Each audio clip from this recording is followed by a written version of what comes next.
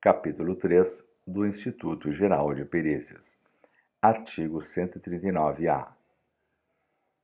Ao Instituto Geral de Perícias incumbem as perícias médico-legais e criminalísticas, os serviços de identificação e o desenvolvimento de estudos e pesquisas em sua área de atuação.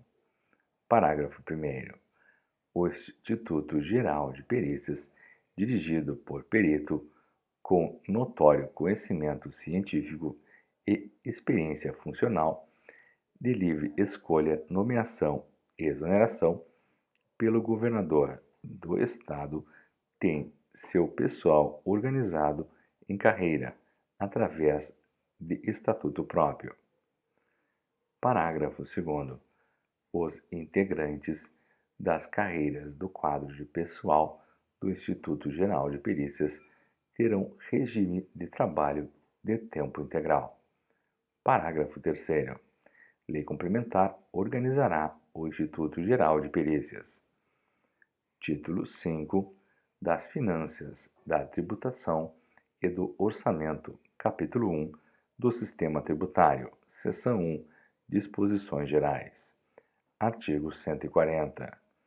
O sistema tributário no Estado é regido pelo disposto na Constituição Federal, nesta Constituição, em leis complementares e ordinárias e nas leis orgânicas municipais. Parágrafo 1º. O sistema tributário a que se refere o caput compreende os seguintes tributos: inciso 1, impostos; inciso 2, taxas em razão do exercício do poder de polícia, ou pela utilização efetiva ou potencial de serviços públicos específicos e divisíveis prestados ao contribuinte ou postos à sua disposição. Inciso 3, contribuição de melhoria, decorrente de obras públicas. Parágrafo 2º. O Poder Executivo Estadual fará publicar, no máximo a cada 2 anos, regulamentação tributária consolidada. Artigo 141.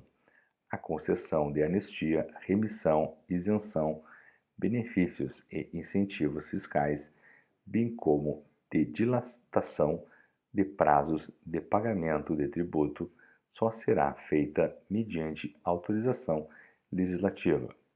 Parágrafo único. As isenções, os benefícios e incentivos fiscais, objeto de convênios celebrados entre o Estado e as demais unidades da Federação, serão estabelecidos por prazo certo e sob condições determinadas, e somente terão eficácia após ratificação pela Assembleia Legislativa. Artigo 142. São inaplicáveis quaisquer disposições legais excludentes ou limitativas do direito de fiscalizar pessoas ou entidades vinculadas, direta ou indiretamente, ao fato gerador dos tributos estaduais. Parágrafo 1º.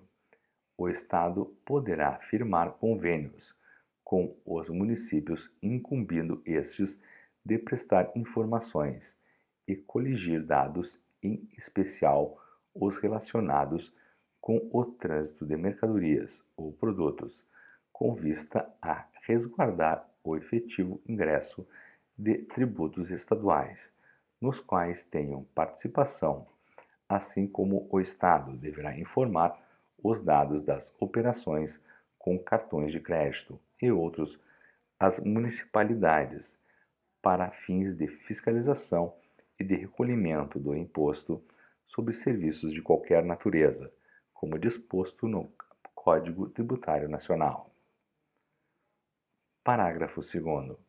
O fornecimento das informações disponíveis para os municípios ocorrerá de forma continuada, por meio eletrônico, contendo o rol de todas as operações com cartões de crédito, de débito e outros ocorridas em seus respectivos territórios, por administradora de cartões, na forma do convênio. Artigo 143. O Estado repassará a totalidade dos recursos de origem tributária pertencentes aos municípios até o 10º dia do mês subsequente ao da arrecadação. Parágrafo único. O não cumprimento do prazo fixado neste artigo implica a atualização monetária dos valores não repassados. Artigo 144. A receita proveniente de multas por infração de trânsito nas vias públicas municipais será do município onde estas se verificarem, sendo repassadas no mês subsequente ao da efetiva arrecadação.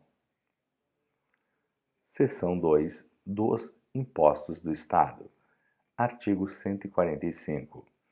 Compete ao Estado instituir, inciso 1, imposto sobre, alínea A, transmissão causa-mortes e doação de quaisquer bens ou direitos. Alínea B, operações relativas à circulação de mercadorias e sobre prestações de serviços de transporte interestadual e intermunicipal e de comunicação, ainda que as operações e as prestações se iniciem no exterior. Alínea C, propriedade de veículos automotores. Inciso 2, adicional de até 5% do que for pago à União, por pessoas físicas ou jurídicas domiciliadas no território do Estado a título do imposto, previsto no artigo 153, inciso 3 da Constituição Federal, incidente sobre lucros, ganhos, rendimentos de capital. Parágrafo 1º. Relativamente ao imposto de que trata o inciso 1, alínea A, é competente o Estado para exigir o tributo sobre os bens imóveis e respectivos direitos, quando situados em seu território, e sobre os bens móveis, títulos e créditos, quando neste Estado se processar o inventário ou arrolamento, ou nele o doador tiver domicílio. Parágrafo 2º. O imposto de que trata o inciso 1, alínea A, inciso 1, será progressivo, conforme dispuser a lei. Inciso 2. Não incidirá sobre pequenos quinhões ou pequenos lotes transmitidos a herdeiros e a beneficiários de poucos recursos econômicos, conforme definido em lei. Parágrafo 3º. O imposto previsto no inciso 1, alínea B, atenderá o seguinte: inciso 1. Será não cumulativo, compensando-se o que for devido em cada operação relativa à circulação de mercadorias ou prestação de serviços, com o montante cobrado nas anteriores por este ou outro Estado, pelo Distrito Federal ou pela União, nos territórios federais. Inciso 2. A isenção ou não incidência, salvo determinação em contrário da legislação. A linha A não implicará crédito para compensação com o montante devido nas operações ou prestações seguintes. A linha B acarretará a anulação do crédito relativo às operações anteriores. Parágrafo 4º. O imposto de que trata o inciso 1, a linha B, será seletivo, em função da essencialidade das mercadorias e dos serviços, preferencialmente com base nas cestas de consumo familiar, conforme dispuser a lei, que também fixará as alíquotas, respeitando o disposto na Constituição Federal. Parágrafo 5. As alíquotas aplicáveis às operações e prestações interestaduais e de exportação serão as fixadas em resolução do Senado Federal, conforme previsto na Constituição Federal. Parágrafo 6º. Salvo deliberação em contrário dos Estados e do Distrito Federal, nos termos do disposto na Constituição Federal e legislação complementar, as alíquotas internas nas operações relativas à circulação de mercadorias e nas prestações de serviços não poderão ser inferiores às previstas para as operações interestaduais. Parágrafo 7º. O imposto de que trata o inciso 1, a linha B, inciso 1, incidirá também, a linha A, sobre a entrada de mercadoria importada do exterior, ainda quando se tratar de bem destinado a consumo ou ativo fixo do estabelecimento, assim como sobre serviço prestado no exterior, cabendo o imposto ao Estado, se aqui estiver situado o estabelecimento destinatário da mercadoria ou do serviço. A linha B, sobre o valor total da operação, quando mercadorias forem fornecidas com serviços não compreendidos na competência tributária dos municípios. Inciso 2. Não incidirá a linha A sobre operações que destinem ao exterior produtos industrializados, excluídos ou semi-elaborados. A linha B, sobre operações que destinem a outros estados petróleo, inclusive lubrificantes, combustíveis líquidos e gasosos, dele derivados e energia elétrica. A linha C, sobre o ouro nas hipóteses definidas no artigo 153, parágrafo 5 da Constituição Federal. A linha D, sobre operações realizadas por microempresas e microprodutores rurais, assim definidos em lei, e sobre serviços de radiodifusão. A linha E, sobre o fornecimento de materiais de origem mineral em estado bruto destinados a obras públicas realizadas pelo Estado.